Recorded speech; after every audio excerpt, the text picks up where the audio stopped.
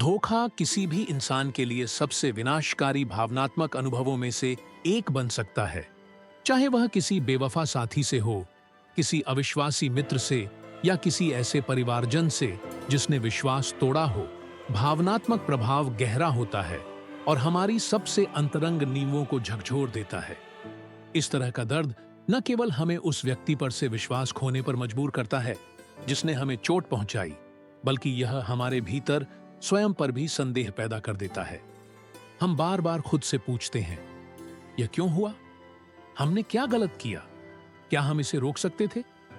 ये सवाल बार बार हमारे मन में घूमते रहते हैं, एक स्थायी छाया की तरह। लेकिन धोखा हमें इतना क्यों प्रभावित करता है? इसका उत्तर मानव स्वभाव में छिपा है। हम संबंध बनाने, विश्वास करने, वफादारी और न्याय की आशा करने के लिए बने हैं। जब ये संबंध टूटते हैं तो केवल रिश्ते ही नहीं टूटते, बल्कि वह विचार भी बिखर जाता है जिसमें हमने दृढ़ विश्वास किया था। जो दर्द हम महसूस करते हैं वह केवल दूसरों की कार्रवाई से नहीं आता, बल्कि उस भ्रम की हानि से आता है जिसे हमने गहराई से महत्व दिया था। फिर भी यह दुख स्थायी नहीं होना चाहिए, इसे पार किया जा सकता है। बौद्ध दर्शन के अनुसार असली पीड़ा हमारे आसपास की घटनाओं में नहीं है, बल्कि उनमें हमारी प्रतिक्रिया में है। हमारी अपेक्षाओं से लगाव, यह चाह कि वास्तविकता वैसी हो जैसी हम चाहते हैं, यही वास्तव में हमारे दर्द को पोषित करता है। जितना अधिक हम घटित घटना को स्वीकार करने का विरोध करते हैं, उतना ही अधिक हम पीड़ा में डूबते जाते हैं। शांति पाने की कुंजी है उस प्रतिरोध को छोड़ना सीखना। धोखे के प्रति एक सरल लेकिन परिवर्तनकारी उत्तर है। यदि कोई तुम्हें निराश करता है, तुम्हें आहत करता है या धोखा देता है, तो स्वयं को यातना मत दो। तुम्हें केवल एक काम करना है, केवल एक कार्य जो सब कुछ बदल सकता है। लेकिन उसे समझने के लिए एक गहरी समझ तक पहुंचना आवश्यक है। अब मेरे साथ चलो एक जैन कहानी की यात्रा पर, जिसमें यह शक्तिशाली रहस्य छिपा है। मौन में उत्तर एक शांत मठ में, जहां शांति और मौन व्याप्त था, एक युवा शिष्य रहता था जिसे एक बुद्धिमान गुरु मार्गदर्शन देते थे। यह छात्र अपनी नोबिलिटी, शालीनता, ईमानदारी और आध्यात्मिक ज्ञान के प्रति समर्पण के लिए जाना जाता था। वह हमेशा दूसरों के साथ सम्मान से पेश आता और कभी भी अच्छे मार्ग से नहीं भटका। एक सच्चरित्र व्यक्ति के रूप में उसकी प्रतिष्ठा ने सभी का सम्मान अर्जित किया था, या लगभग सभी का। एक दिन ईर्ष्या के कारण एक अन्य छात्र ने उसके बारे में झूठी अफवाहें फैलानी शुरू कर दी। बिना किसी प्रमाण के उसने आरोप लगाया कि उसके साथी ने गुप्त रूप से मठ के खजाने से चोरी की है और उसे एक पाखंडी और धोखेबाज कहा। अफवाहें तेजी से फैल गईं और जल्दी ही मंदिर की गलियों में फुसफुसाहट और अविश्वास भरी निगाहें दिखाई देने लगीं। वह शिष्य, जिसने कोई गलती नहीं की थी, गहराई से आहत हुआ। उसे समझ नहीं आ रहा था कि जब उसका विवेक स्वच्छ है तो उसे एक चोर की तरह क्यों देखा जा रहा है। हताशा और दुख ने उसे घेर लिया। वह अपना नाम साफ करना चाहता था, असली दोषी को उजागर करना चाहता था और यह स्पष्ट करना चाहता था कि वह निर्दोष है। भावनाओं से भरा हुआ वह गुरु के पास गया और बोला, गुरुजी, मुझे अन्यायपूर्ण रूप से चोट पहुंचाई गई है। मेरी प्रतिष्ठा झूठ के कारण नष्ट हो गई है। मैं क्या करूं? गुरु ने अपनी सामान्य शांति के साथ उत्तर दिया, कुछ मत करो। छात्र चकित रह गया। वह समझ नहीं पा रहा था कि निष्क्रियता समाधान कैसे हो सकती है। असहायता से भरे हृदय के साथ उसने फिर कहा, मैं हाथ पर हाथ धरे कैसे बैठ सकता हूं? यदि मैंने कुछ नहीं किया तो सबको लगेगा कि मैं दोषी हूं। क्या मुझे अपना बचाव नहीं करना चाहिए? गुरु ने हल्की मुस्कान के साथ एक प्रश्न पूछा, बताओ, जब हवा से धूल उड़ती है तो क्या तुम उसे जमीन पर गिराने के लिए दौड़ते हो या बस प्रतीक्षा करते हो कि वह खुद ही नीचे बैठ जाए? युवा शांत हो गया। फिर गुरु ने कहना जारी रखा, अगर तुम धूल के पीछे भागते हो तो तुम उसे और भी अधिक फैला दोगे, लेकिन यदि तुम शांत खड़े रहते हो तो देर सबेर वह अपने आप नीचे गिर जाएगी। सत्य को चीख चीख कर बचाने की जरूरत नहीं होती, वह बस होता है। झूठ की उम्र छोटी होती है, लेकिन सत्य समय के साथ अडिग बना रहता है। हालांकि उसकी भावनाएं अब भी उथल-पुथल में थीं। शिष्य ने महसूस किया कि उसकी आत्मा का एक हिस्सा शांति पा रहा है। वह ध्यान की शांति में लौट आया, जबकि भीतर अन्याय की आग अब भी जल रही थी। लेकिन अब वह जान गया था कि मौन भी एक शक्तिशाली उत्तर हो सकता है। जब सत्य स्वयं प्रकट होता है उस शांत रात में, जब चांदनी मठ के बागों पर अपनी चांदी सी रोशनी बिखेर रही थी, युवा शिष्य गहरी ध्यान साधना में लीन था। गुरु की सलाह के बावजूद उसके भीतर अन्याय की भावना से संघर्ष जारी था। वह सोच रहा था, इतना अन्याय सहकर भी कुछ न करना कैसे सही हो सकता है? उसी रात्रि की नीरवता में एक आकृति धीरे धीरे उसकी ओर बढ़ी। यह वही छात्र था जिसने झूठी अफवाहों की शुरुआत की थी, अपमान का स्रोत। उसके चेहरे पर पछतावे की झलक थी और उसकी आवाज कांप रही थी। मुझे समझ नहीं आ रहा कि मैंने ऐसा क्यों किया, उसने कांपती आवाज में कबूल किया। शायद ईर्ष्या थी।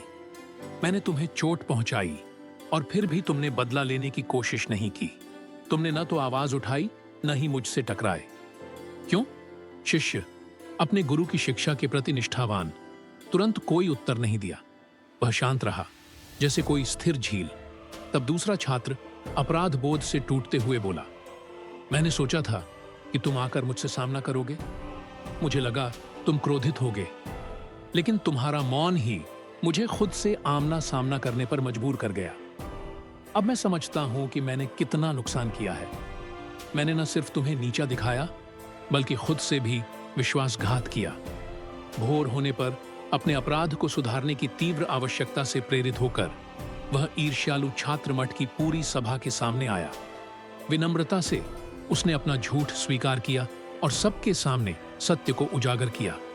इस प्रकार अन्याय का अंत हुआ और शिष्य की प्रतिष्ठा बहाल हो गई। कुछ समय बाद वह युवा शिष्य अपने गुरु के पास गया, श्रद्धा से झुका और बोला, गुरुजी, आप सही थे। धूल अपने भार से खुद ही गिर गई। बुद्धिमान गुरु ने शांत मुस्कान के साथ उत्तर दिया, वह हमेशा गिरती है। केवल एक आवश्यक क्रिया, जब कोई आपको चोट पहुंचाता है तो सबसे शक्तिशाली प्रतिक्रिया हमेशा जवाब देना नहीं होती। कभी कभी सबसे साहसी कार्य होता है कुछ न करना। लेकिन इस निष्क्रियता को कमजोरी या समर्पण समझने की गलती मत करना। यह हार नहीं है, बल्कि मुक्ति है। संघर्ष को छोड़ना इस बात से इनकार करना है कि हम अपनी ऊर्जा उन लड़ाइयों में व्यर्थ करें जो हमें थका देती हैं और हमारे केंद्र से भटका देती हैं।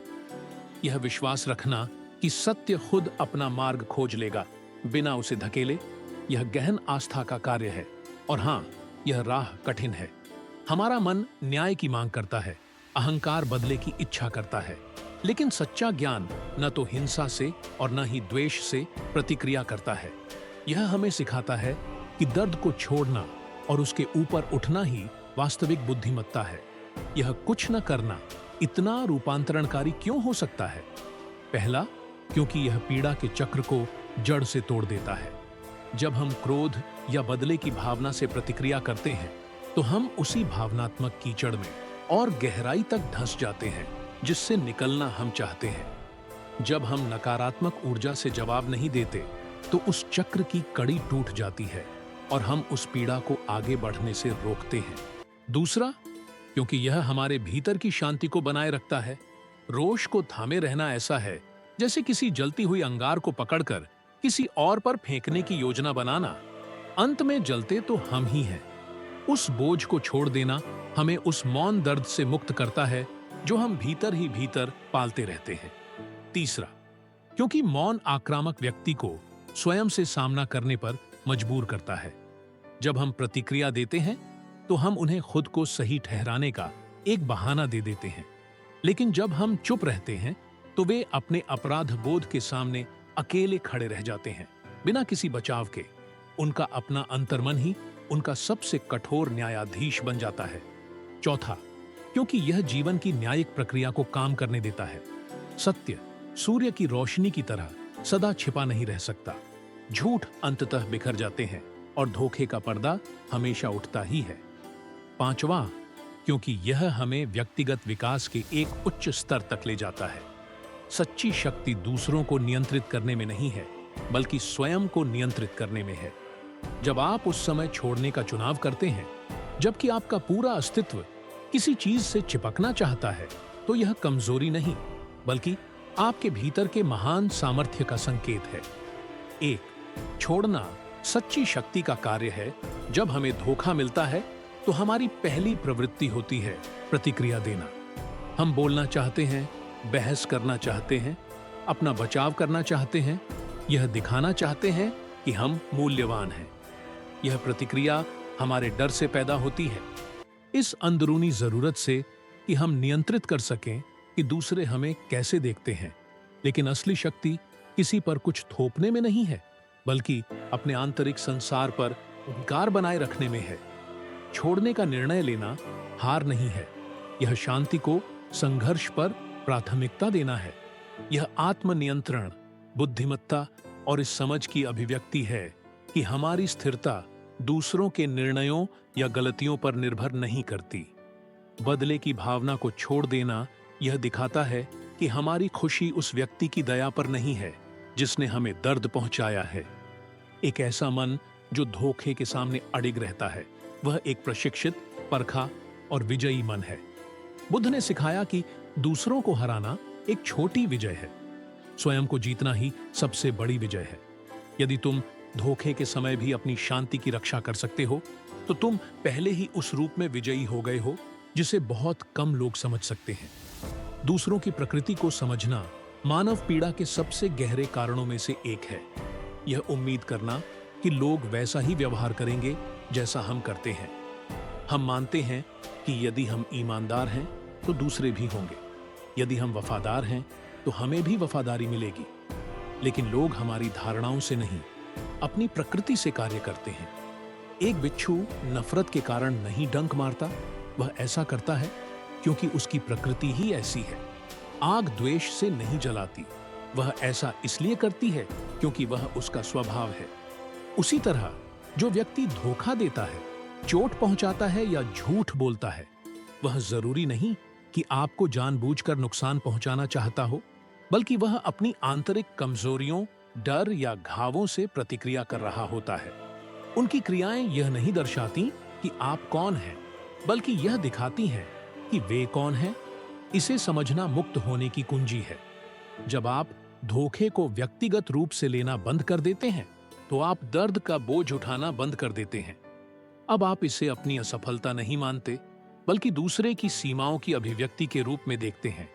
और जब आप उस नियंत्रण की भ्रांति को छोड़ते हैं, तो पीड़ा धीरे धीरे विलीन होने लगती है। 3, यह भ्रम कि हम दूसरों को नियंत्रित कर सकते हैं। अक्सर हम इस आशा के साथ जीते हैं कि यदि हम पर्याप्त बात करें, स्पष्ट तर्क दें या पूरी कोशिश करें, तो हम दूसरों को बदलने में सफल हो जाएंगे। हमें लगता है कि सही शब्दों के जरिए कोई अपनी गलती समझेगा, पछतावा करेगा या अंततः निष्ठा से व्यवहार करेगा। लेकिन यह अपेक्षा केवल एक मृग तृष्णा है। वास्तविकता यह है कि कोई भी तब तक नहीं बदलता जब तक वह स्वयं ऐसा नहीं चाहता। कोई भी तर्क उस व्यक्ति में पछतावे की भावना नहीं जगा सकता जो उसे महसूस करने के लिए तैयार नहीं है। कोई भी आग्रह उस व्यक्ति में वफादारी नहीं ला सकता जिसके भीतर वह पहले से नहीं है। इस सत्य को स्वीकार करना हमें मुक्त करता है। यह हमें यह समझने की शक्ति देता है कि हमें अपनी ऊर्जा उस पर व्यर्थ नहीं लगानी चाहिए जिस पर हमारा नियंत्रण नहीं है, बल्कि उसे अपने ऊपर केंद्रित करना चाहिए।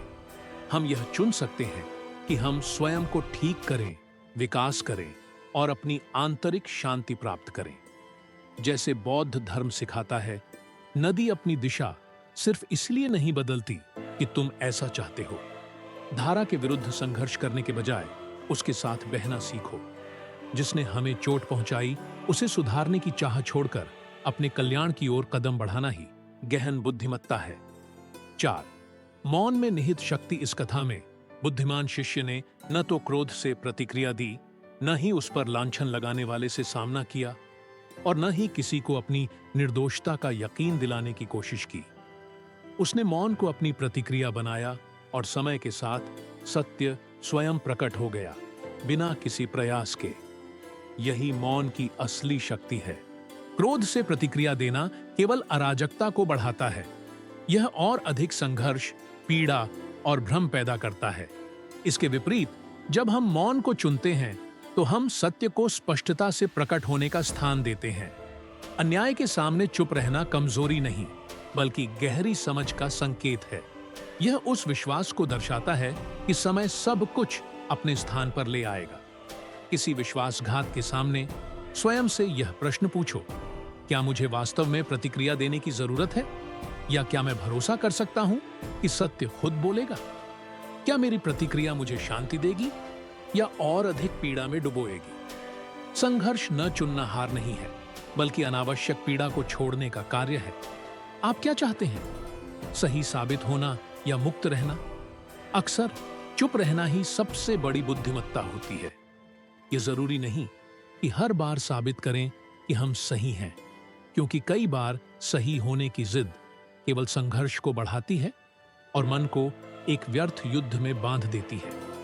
सच्ची स्वतंत्रता तब उत्पन्न होती है जब हम दूसरों को सफाई देने की आवश्यकता से स्वयं को मुक्त कर देते हैं, खासकर उन लोगों के सामने जो सुनना ही नहीं चाहते। 5 कर्म। हर कार्य की होती है प्रतिक्रिया। बौद्ध धर्म की सबसे सांत्वनादायक शिक्षाओं में से एक है कर्म का सिद्धांत, जो यह याद दिलाता है कि हर क्रिया, चाहे वह प्रकट हो या नहीं, एक अनिवार्य प्रतिक्रिया उत्पन्न करती है। यदि किसी ने आपके साथ क्रूरता या बेईमानी से व्यवहार किया है, तो आपको प्रतिशोध लेने की आवश्यकता नहीं है। देर सवेर वे वही फल पाएंगे जो उन्होंने बोया है।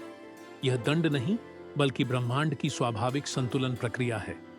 जो व्यक्ति धोखा देता है, विश्वासघात करता है या दूसरों को आहत करता है, अंततः वह स्वयं अपनी ही कार्रवाइयों के परिणामों का सामना करेगा।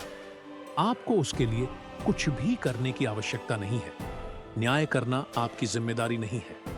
पहले से ही एक ऐसी शक्ति क्रियाशील है जो इसे संभाल लेगी। यह उस व्यक्ति के लिए बुराई चाहने का विषय नहीं है जिसने आपको दुख दिया, बल्कि यह उस बोझ को छोड़ देने का कार्य है, इस विश्वास के साथ कि जीवन स्वयं हिसाब बराबर करता है। बुद्ध ने इसे इस प्रकार व्यक्त किया, हमारे कार्य गूंज या छाया की तरह हमेशा हमारे पास लौटते हैं। इसीलिए विश्वास रखो, जो तुम्हारे नियंत्रण में नहीं है उसे जाने दो और ब्रह्मांड को अपना कार्य करने दो। 6. क्षमा। स्वतंत्रता की ओर एक मार्ग सच्ची शांति तक पहुंचने के लिए एक महत्वपूर्ण चरण है क्षमा करना। लेकिन यह समझना जरूरी है कि क्षमा करने का अर्थ यह नहीं है कि आप किए गए नुकसान को सही ठहरा रहे हैं, और न ही इसका मतलब है कि आप भूल जाएं कि क्या हुआ था। क्षमा करने का अर्थ है उस भावनात्मक बोझ से खुद को मुक्त करना जो द्वेष अपने साथ लाता है। जब तक आप क्रोध को पकड़े रहते हैं, तब तक आप ही पीड़ित बने रहते हैं। हो सकता है जिसने आपको आहत किया हो वह आपके दर्द से अनजान हो, लेकिन आप उस दर्द को अपने भीतर ढोते रहते हैं, जैसे कोई अदृश्य बोझ जो आपकी खुशी को धीरे धीरे खत्म कर देता है। क्षमा कोई उपहार नहीं है उस व्यक्ति के लिए जिसने आपको चोट पहुंचाई। यह स्वयं से प्रेम का एक कार्य है। यह स्वीकार करना है कि आपको प्रतिशोध से ज्यादा शांति की आवश्यकता है। क्षमा का अर्थ यह भी नहीं है कि आप फिर से उस विश्वासघाती को अपने जीवन में स्थान दें या दोबारा भरोसा करें। इसका मतलब केवल इतना है कि आप अब और कड़वाहट का जहर अपने भीतर नहीं रखना चाहते। उसे जाने दो। ऐसा इसीलिए नहीं कि वे उसके योग्य हैं, बल्कि इसलिए कि आप शांति के योग्य हैं। आपकी सच्ची शक्ति, यह कभी मत भूलिए कि आपकी शक्ति प्रतिशोध लेने में नहीं, बल्कि स्वतंत्र होकर जीने की क्षमता में है। अपने होने को सिद्ध करने की आवश्यकता से स्वयं को मुक्त कर लीजिए। सत्य स्वयं उजागर हो जाएगा। तत्काल न्याय की इच्छा को त्याग दीजिए। कर्म पहले से अपना कार्य कर रहा है। दर्द को जाने दीजिए। आपका अतीत यह तय नहीं करता कि आप कौन हैं। क्रोध को छोड़ दीजिए। क्षमा ही आपकी मुक्ति का द्वार है। जब आप टकराव के बजाय शांति को चुनते हैं, संघर्ष के स्थान पर मौन को अपनाते हैं और द्वेष के बजाय समर्पण को, तब आप विश्वासघात की पीड़ा से ऊपर उठ जाते हैं। आप ऐसे जीवन की अवस्था में प्रवेश करते हैं जहां कोई भी, यहां तक कि जिसने आपको पीड़ा दी, आपकी आंतरिक शांति को छीन नहीं सकता, क्योंकि अंत में जब सब कुछ शांत हो जाएगा, आप वहीं होंगे शांत, अडिग और भी मजबूत।